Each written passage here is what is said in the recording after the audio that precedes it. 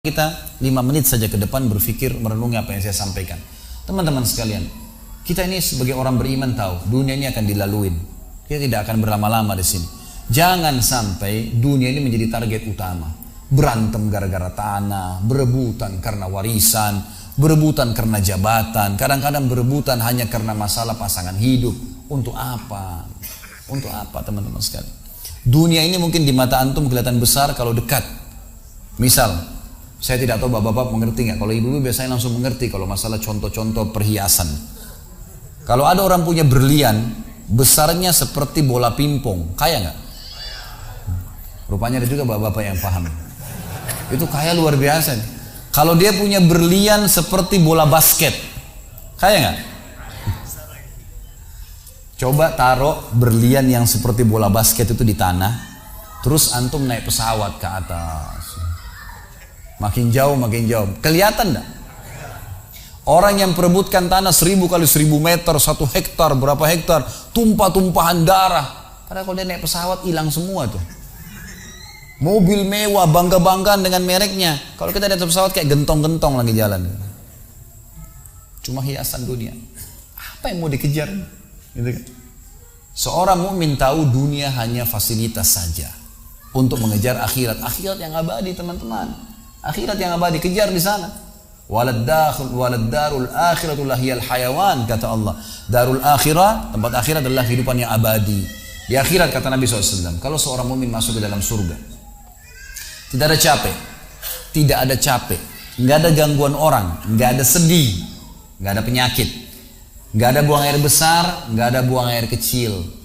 Makanan dan minuman yang dimakan ahli surga yang tidak dibutuhkan oleh tubuhnya akan keluar dalam bentuk keringat yang lebih wangi dari bau kasturi. Gak ada lagi masa tua, gak ada masa anak-anak. Semuanya berumur 33 tahun. Dan semua laki-laki akan kembali kepada poster ayahnya Adam 60 siku ke langit 27,5 meter. Dan semua perempuan kembali kepada poster ibunya Hawa 40 siku ke langit 17,5 meter. Nggak lebih ya daripada itu, dan tidak pendek tidak tinggi. Jadi teman-teman yang pendek nggak usah khawatir. Ini cuma dunia. Sampai orang beriman pun tahu kalau ada orang lahir dalam kondisi fisiknya luar biasa, matanya buta, telinganya tuli, tangannya, kakinya semua putus, gitu kan? Itu tetap bagi orang beriman punya nilai. Karena itu cuma dunia. Begitu dia meninggal, jasadnya akan dimakan oleh tanah. Sebagaimana sabda Nabi SAW, semua jasad kalian akan dimakan oleh tanah kecuali tulang ekor kalian yang darinya Allah akan tumbuhkan kalian. Di akhirat ditumbuhkan jasad yang baru. Itu yang akan hidup bersama kita di surga atau di neraka, gitu kan? Jadi ini cuma dunia sebentar. Untuk apa dikejar, teman-teman sekalian? Ingat, Nabi SAW pernah keluar dalam hadis Bukhari dari masjid beliau, kemudian beliau menggambar kotak. Lalu beliau mengatakan, inilah kotak kehidupan manusia. Seperti meja ini misalnya, inilah kotak kehidupan manusia. Lalu Nabi SAW menggaris dari luar kotak, di bawah kaki beliau, digaris, dilewatin kotak ini sampai melewati kotak tengah, di depan, panjang. Lalu kata Nabi SAW, ini angan-angan manusia. Ini angan-angannya. Angan-angannya melampaui kehidupannya. Lebih 500 tahun ke depan, padahal umurnya cuma 60-70. Lalu Nabi SAW menarik dengan tongkatnya dengan keras dari sisi kanan garis kotak, digaris dengan keras sampai terbongkar tanah itu, digaris dan memutus garis tengah itu. Lalu beliau mengatakan, dan ini kematian yang akan datang memutus angan-angannya. Di Jakarta kemarin teman-teman sekalian, ini bukan nakut-nakutin, tapi di Jakarta kemarin begitu. Ada orang keluar dari mall, kisah nyata, bawa kresek banyak sekali, habis belanja buat keluarganya. Mobilnya Masya Allah mewah luar biasa, super lux, paling mahal. Parkir, begitu melihat tukang parkir, yarhamkallah, tukang parkirnya sangat senang nih, karena ini orang kaya, pasti kasih tip yang banyak gitu. Naik di mobilnya, di starter mobil, tidak pakai supir kebetulan, dia nyalain, mobil di depan ada, mobil di belakang ada, gitu. Jadi terhimpit. Tiba-tiba orang ini tuh starter mobilnya diinjak gas dengan sangat keras, mundur ke belakang, nabrak mobil di belakang, hancur total. Tukang parkirnya pun tadi jadi marah, Pak, apa nggak lihat, ngambil marah-marah. Tapi anehnya orang ini gasnya terus kencang, gitu ribut, gitu kan. Maka tukang parkir curiga, dibuka pintu, orang itu sudah meninggal dunia. Teman-teman sekalian, pernah nggak orang ini berpikir dia akan mati pada saat keluar dari mall? Kalau dia tahu, dia tidak bakal keluar ke mall tuh. Di depan mata saya pernah ada orang meninggal di rumah sakit ayah saya. Kebetulan di Makassar beliau punya rumah sakit, dan itu di pinggir jalan raya. Sore hari, subhanallah, ada anak muda. Saya pas lagi di teras lantai 2 rumah ayah saya itu kelihatan jalan raya. Jadi kelihatan orang kejadian ini. Ada anak muda lagi pakai motor, waktu itu motor baru dia jalan. Jadi jalurnya 2 jalur gitu kan. Rupanya motor ini motor itu dari arah sana. Kemudian di sini ada mobil pick up yang pelan jalannya gitu. Ada mobil truk pelan jalannya. Di belakang ini rupanya ada mobil truk pelan, di belakangnya ada mobil pick up. Mobil pick up ini mungkin karena terganggu, dia bukan ngelewatin dari kiri, dia keluar ke jalur sebelah. Keluar, motor yang tadi lagi kencang, dia tidak sangka tabrak, meninggal di tempat. Jatuh tergeletak, motornya dibawa, dicek di rumah sakit ayah saya di klinik, ternyata sudah meninggal dunia. Saya lihat orang itu subhanallah tergeletak. Ada beberapa produk yang dia bawa di motornya. Lalu saya bertanya, saya muhasabah sendiri. Orang ini pernah berpikir nggak ya waktu keluar rumah tadi akan dia tabrakan, dia akan jatuh? Saya yakin tidak. Kalau dia berpikir dia tidak akan keluar dari rumahnya. Tapi begitulah ajal kalau datang teman-teman sekalian. Kalau datang tidak akan terlambat sesaat atau berkurang sesaat. Harus fahamin, gitu kan?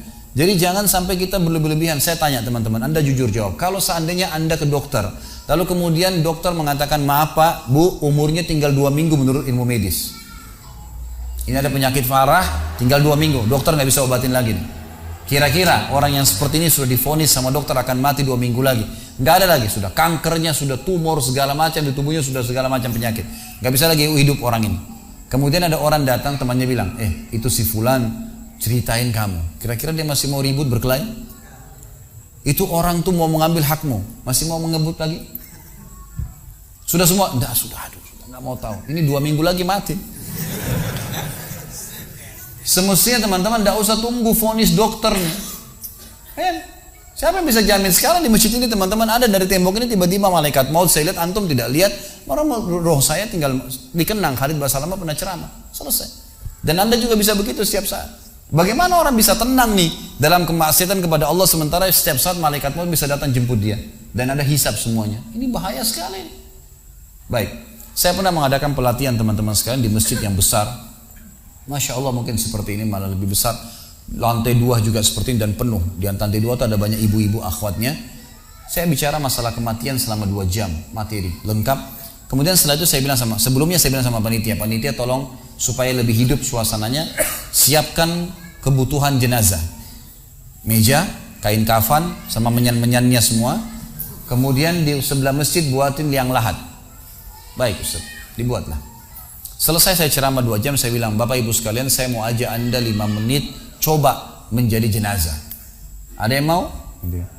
Sempat ada yang angkat tangan depan saya. Kebetulan teman kita ini, saudara kita tukang batu. Adiknya dia kembar anak SMA sering ikut pengajian saya gitu. Dia hadir juga. Dia bilang saya Ustaz. Baik silahkan. Pak saya minta tolong satu hal ya. Kalau Bapak naik nanti di atas meja ini dibungkus dengan kain kafan oleh panitia, tutup mata Anda dan bayangkan Anda sudah mati dan dengarkan apa yang saya ucapkan. Baik Ustaz. Baik. Saya juga bilang sama panitia di atas masjid waktu itu ibu-ibu, silakan kalau ibu mau coba panitia tolong bantu. Saya sudah pandu waktu sebelum pengajian. Ringkasnya adalah dia naik. Subhanallah begitu dia naik, Bapak Ibu sekalian, orang ini naik di atas meja, begitu tutup matanya dan ditempelin kain kafan di pipinya. Ini kain kafan asli kita beli.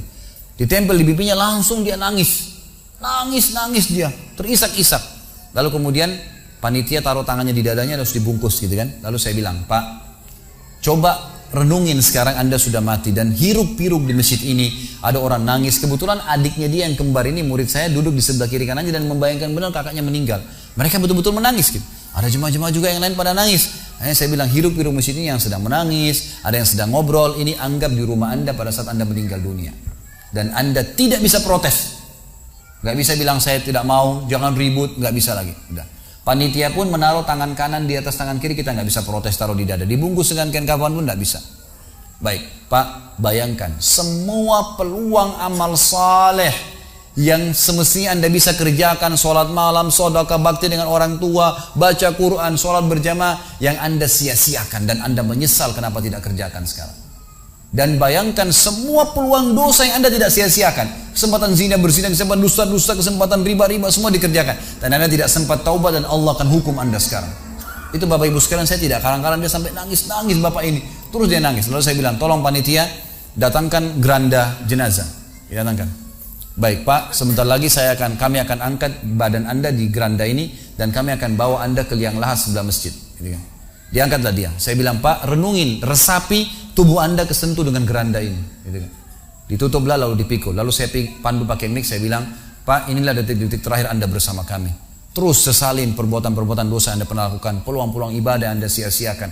Sampai tiba di luar masjid, saya turun ke liang lahat, saya buatin sendiri tanah, kemudian saya buatin gubernur, lalu diturunkan dia.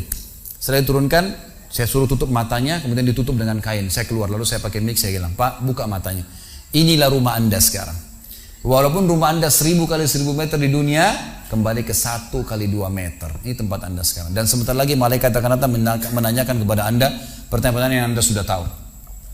Selesai. Berapa mungkin sekitar hitungan detik. Ini semua proses kurang dari 5 menit teman-teman sekalian. Lalu saya bilang, buka. Dibuka kain tersebut. Lalu saya bilang, teman panitia bantu. Bapak ini keluar. Keluar dia. Waktu dia keluar dari kuburan, liang lahat itu teman-teman, sempoyongan. Kayak orang yang sudah pusing gitu. Keluar. Kemudian saya bawa ke masjid. Saya pegang tangannya masuk ke masjid. Duduk. Lalu saya kasih mic. Pak, tolong ceritakan pengalamannya kepada jemaah jadi jenazah 5 menit. Itu dia pegang mic, gemetaran. Ustaz, saya tobat. Saya durhaka sama orang tua. Saya nggak sholat. Saya begini. Ini dia lupain, ada ribuan jemaah depannya nih. Dia nangis-nangis. Sebutin semua kesalahannya. Semua pada banyak ikut nangis. Dia kayak orang ketakutan betul. Gitu kan. Baik, selesai. Saya panggil siapa lagi yang mau coba? 2, 3, 4 orang. Rata-rata semua begitu keadaannya. Gitu kan. Alhamdulillah mereka sadar seketika pada saat itu. Lalu kemudian saya bilang, penutupan, ada bahkan ibu-ibu yang coba di atas pingsan, ibu itu. Kita bukan nakut-nakutin, tapi memang saya praktekin. Lalu saya bilang begini, Bapak Ibu sekalian, sebagai penutup acara saya bilang pada saat itu, bahwasanya ini hanya praktek jadi jenazah. Tapi ini ya akan datang satu waktu Anda dibungkus kain kafan tidak bisa kembali lagi. Sekarang masih bisa kembali beramal soleh. Dan ini pernah diperingatkan oleh Hasan Basri rahimahullah. Beliau pernah ngantar jenazah diikuti oleh seseorang. Lalu Hasan Basri tanya, wahai fulan, kalau seandainya jenazah ini tiba-tiba hidup sekarang, apa yang dia kerjakan? Kata orang ini, tentu dia akan sholat, dia akan puasa, dia akan ngaji, dia akan kerjakan ibadah-ibadah. Kata Hasan Basri, kenapa?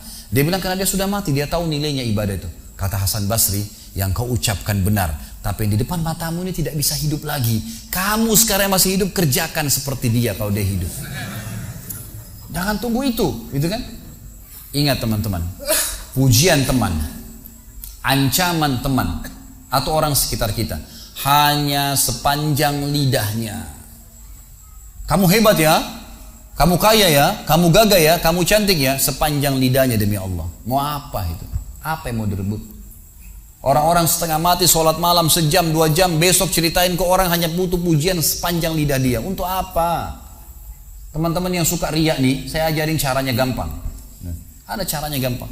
Kalau Anda besok pagi mau cerita kepada teman-teman Anda di kantor atau tempat, saya tadi malam sholat malam, gak usah tunggu besok pagi setengah mati, ngantuk-ngantuk nanti malam bangun. Jam 2 malam sebentar datangin rumah teman yang jadi target, ketok pintunya, nih saya mau sholat, lihat ya. Selesai, gitu kan. Untuk apa nunggu besok setengah mati, gitu kan. Gak ada gunanya riak, pujian orang sepanjang lidahnya, jangan, gitu kan. Gak ada gunanya. Jadi teman-teman sekalian sadarilah mati akan datang dan jadilah seperti Bilal radhiyallahu anhu, sahabat Nabi yang mulia, waktu ditanya, "Ma ra'yuka bil maut?" Apa pendapat Anda dengan kematian? Kata beliau, "Marhaban bil maut." Selamat datang kematian. Apa yang saya mau takutin? Apa yang dia mau takutin kalau selama hidupnya dari bangun tidur sampai tidur semua ketaatan? Pastilah terbalik, orang rindu, gitu kan? Orang mukmin itu rindu. Waktu terjadi perang Yarmuk tahun 14 Hijriah. Waktu itu dipimpin oleh Khalid bin Walid dengan di situ di dalam pasukan ada Sa'id bin Zaid. Sa'id bin Zaid salah satu yang dijamin masuk surga. Teman-teman bisa nonton serialnya di website di www.khalidbasalamah.com, ada